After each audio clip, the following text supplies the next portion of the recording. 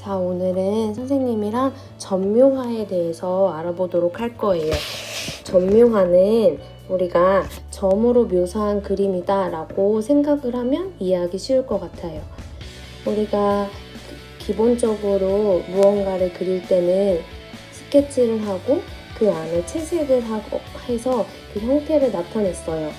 예를 들어서 우리가 지난 시간에 배웠었던 우유곽 정밀묘사나 나뭇잎 정밀묘사를 할 때 형태를 선으로 표현을 하고 그거를 연필로 채색을 해서 자세하게 형태를 묘사를 했었던 거를 생각을 하면 이해하기가 쉬울 것 같아요.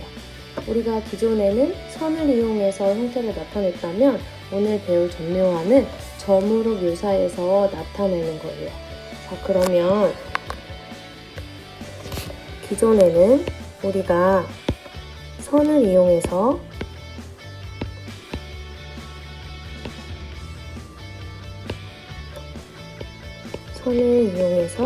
선을 여러 번 쌓아서 면으로 표현했어요. 그리고 이 선을 더욱 그 위에 많이 겹쳐 칠하면서 명도 차이를 더 내주고 명암을 표현해 줬었어요. 그래서 밝은 부분은 덜 칠해서 명도가 높고 어두운 부분은 명도를 더욱더 강하게 표현을 해주어서 진하게 나타냈었어요. 이걸 토대로 그림의 양감이 나타나고 그리고 입체감이 나타나는 그림을 그렸었어요. 그런데 이번에 점묘화라는 것은 점으로서 표현을 하는 거였어요. 그래서 밝은 부분들은 점을 이런 식으로 찍어주고 조금 더 진한 부분들은 점을 좀 더 많이 여러 개 그리고 간격을 조금 좁혀서 이런 식으로 찍어주고 더욱더 진한 부분은 조금 더 센 압력으로 점을 찍어주면서 그 간격들을 좁혀나가면 명도가 차이가 나는 것을 알 수가 있어요. 그래서 우리는 여기에서 밝은 부분을 했을 때와 진한 부분을 했을 때의 차이점을 알 수가 있을 거예요. 그러면 점묘화에서의 점은 이러한 특징을 갖고 있어요. 점의 개수가 많으면 많을수록 그 색은 진해 보여요. 더 많을수록 색이 진해진다 라고 알 수가 있어요. 우리가 기존에 정밀묘사를 했었을 때는 선을 여러 번 하고 또 쌓으면 쌓을수록 색이 진하게 나왔었잖아요. 그런 것과 똑같이 점은 더 많이 찍을수록 색이 진하게 나타나요. 그 다음에 점의 크기도 여기에서는 차이가 나요. 점의 크기를 작게 해서 잘 안 보이게 했을 때와 점을 조금 더 크게 표현을 해서 찍으면은 점의 크기로 인해서 진하고 옅어지기가 나타나고요. 또한 점의 간격도 마찬가지예요.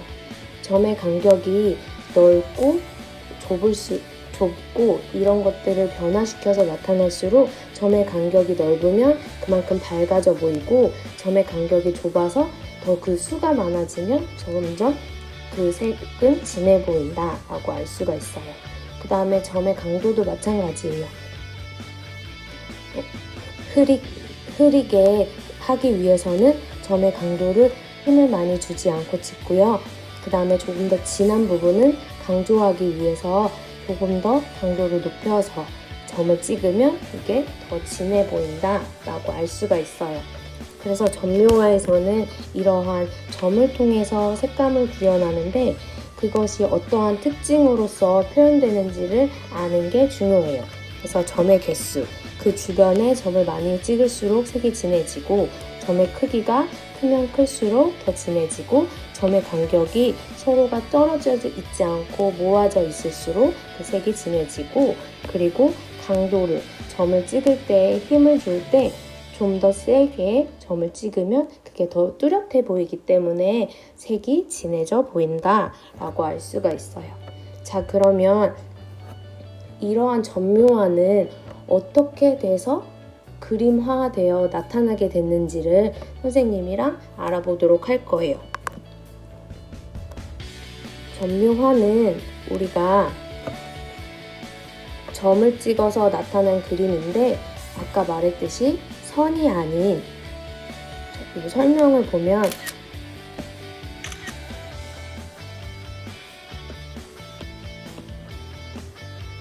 점을 찍어서 그린 그림이다 라고 나와 있죠. 선과 면이 아닌 수많은 점들로 구성하여 화면에 그림을 표현한다 라고 할 수 있고요. 그리고 서양화에 많이 나타나는데 그게 신인상주의 화가 쇠라 시냐크의 작품이다. 또 과학적으로 재해석하는 점묘주의로 발전했다. 이런 이야기가 있어요. 또 그림 물감을 팔레트에 섞지 않고 순수한 색깔의 작은 점들로 분할하여 화편에 표현하여 색채가 혼합되어 보인다. 이러한 설명이 있는데 이걸 하나하나 한번 선생님이랑 알아보도록 할게요. 자, 앞에 이야기했던 점을 찍어서 그린 그림, 선과 면이 아니라 수많은 점들로 이루어졌다라는 거는 선생님이랑 이야기를 했었어요. 그러면 서양화에 많이 나타나는데 이게 쇠라 시냐크의 작품이다 라고 했어요. 자, 이 작품이 쇠라의 그랑드자트 섬의 일요일 오후라는 작품이에요. 자, 여기서 보면 우리가 이러한 것들에서 조금은 점이다 라는 것들을 좀 알 수가 있을 것 같아요. 너무 간격이 좁아서 이러한 풀밭 부분은 미세해서 잘 보이지 않을 수도 있지만 이런 걸 보면 점으로써 무언가를 그린 것 같다 라고 알 수가 있을 거예요. 자, 이 작가는 신인상주의 작가예요.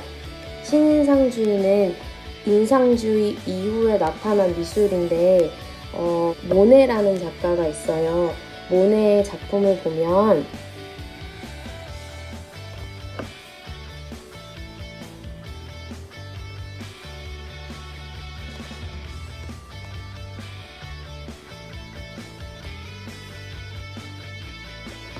모네의 작품을 보면 이러한 게 그때 인상주의 작품이었어요.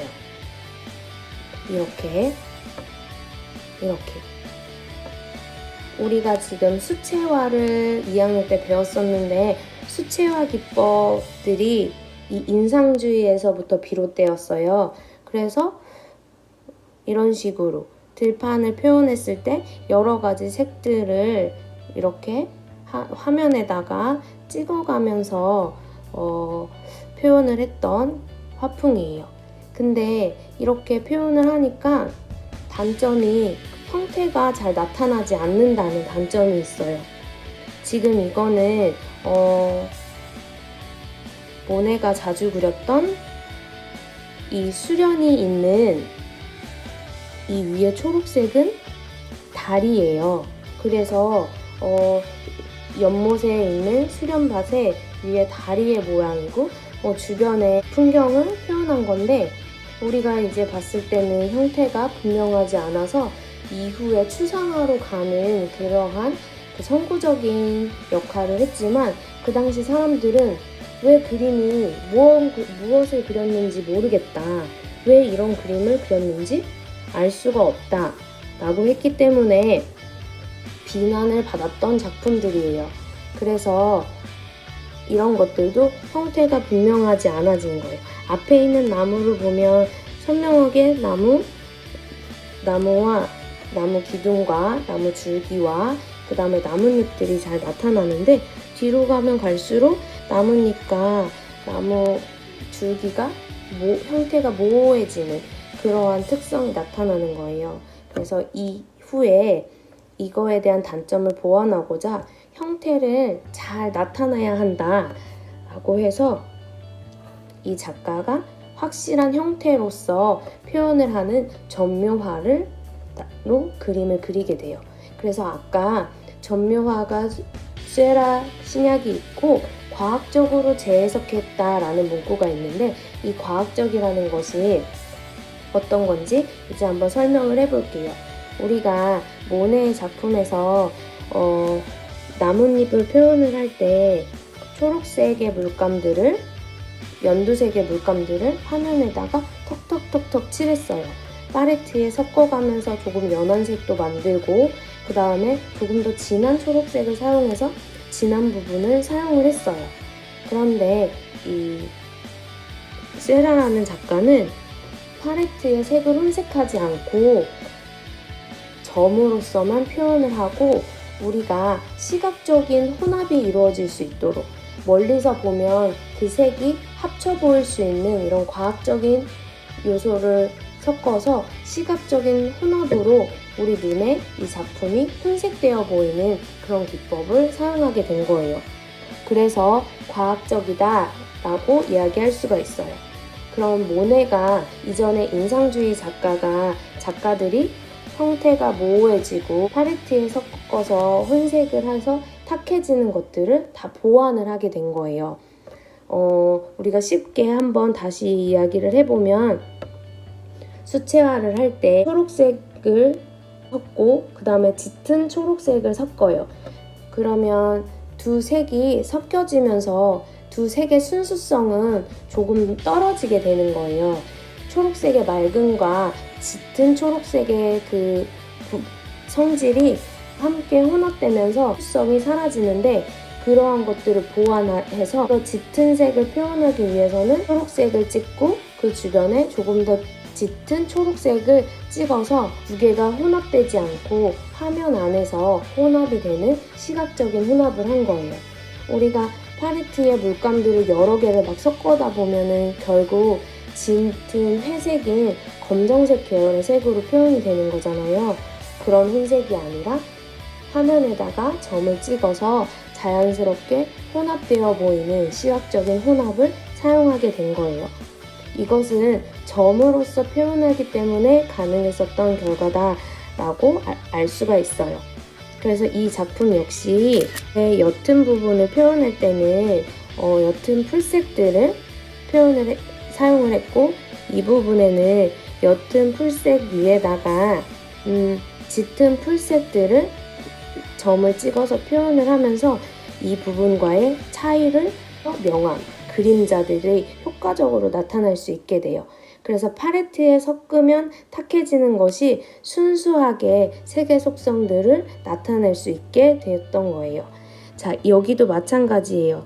옅은 하늘색으로 표현을 할 때 하얀색과 그 다음에 하늘색들을 사용을 했다면, 여기에는 거기에다 저 짙은 것들을 쌓아 올려서 점으로 표현을 한 거예요. 그래서 어두운 그림자가 나타나서 그림이 평면적으로 보이지 않고 입체적으로 나타내는 그런 그림이 완성되는 거예요. 그래서 이전에 그려졌던 모네의 작품에서 형태가 어떤 것을 그렸는지 모르겠다라는 것을 보완을 했고, 그리고 거기에다가 색의 순수함, 색이 탁해지지 않고 또한 시각적으로 혼합돼서 우리가 하나의 면으로 착각을 할 수 있게, 점이 아닌 면으로서 색이 혼합되어 보이게 그러한 작품을 완성하게 된 거예요. 그래서 다른 작품에 비해 제작 연도도 굉장히 길어요. 쉽게 6개월 이런 짧은 시간 동안 그려서 완성된 게 아니라 1년, 2년의 시간들을 거쳐서 완성된 그림이에요. 그랑드 자트 섬이라는 프랑스 파리에 있는 섬인데, 이 섬에서 여가를 보내는 그 인물들을 그린 그림이에요. 당시의 인상주의나 신인상주의나 당시의 그 모습들을 그대로 그리는 것이 특징이었어요. 예전에는 유명한 인물을 그림으로 그리거나 역사적으로 훌륭하거나 기록될 만한 것들을 그림으로 그렸으면, 이후에 좀 산업화가 진행되면서 우리 주변의 모습을 그림으로 그리자라는 풍조가 일어나게 돼서 우리 주변의 인물들, 우리 주변의 여가하는 모습들을 이렇게 그림으로 나타내게 된 거예요. 그래서 이 그림에도 우리 주변에서 보이는, 그 당시 주변에서 보이는 그런 일상들을 표현을 한 건데, 이 그림은 남녀가 만나는 그러한 모습들을 그림으로 담았는데 사람들이 여가를 보내는 사람들도 있고 남녀가 서로 만나기 위해 이곳에 모이는 것도 있고 그러한 스토리가 있다고 해요. 오늘은 점묘화에 대해서 알아봤는데 정리를 해보자면 점묘화는 점으로 묘사한 그림이에요. 우리가 기존에 그렸던 선과 선이 쌓여서 면으로 표현한 것이 아니라 점으로서 그림을 그리는데 이거는 명암뿐만 아니라 색의 혼합에도 영향을 미친다라는 걸 알 수가 있어요. 우리가 주황색을 표현할 때 노란색과 빨간색을 섞어서 보통은 그렇게 섞어서 표현을 했지만 이 신행상주의 쇠라가 이야기한 이 점묘화는 노란색과 빨간색을 섞어서 점으로 찍은 것이 아니라 노란색을 찍은 그 주변에 빨간색을 조금 더 가미를 해서 표현을 하면 멀리서 보면 이것이 주황색 같은 그런 느낌을 주는 점묘화가 완성이 되는 거예요. 그래서 점으로 명도의 차이를 나타낼 수도 있고요. 색의 혼합도 나타낼 수가 있는 거예요. 그래서 점의 개수, 점의 크기, 점의 간격, 그 다음에 점을 찍는 그 강도에 따라서 점의 진하고 흐리기를 나타낼 수 있다. 그것이 오늘 배운 점묘화의 특징이에요. 색을 표현하는 것에 대해서 색이 점의 개수가 많을수록 진해지고 색을 혼색하지 않고 점을 찍어서 그 주변을 다른 색으로 표현함으로써 자연스럽게 혼합되어 보이는구나 라는 거를 알 수가 있을 거예요. 그럼 오늘 수업은 여기서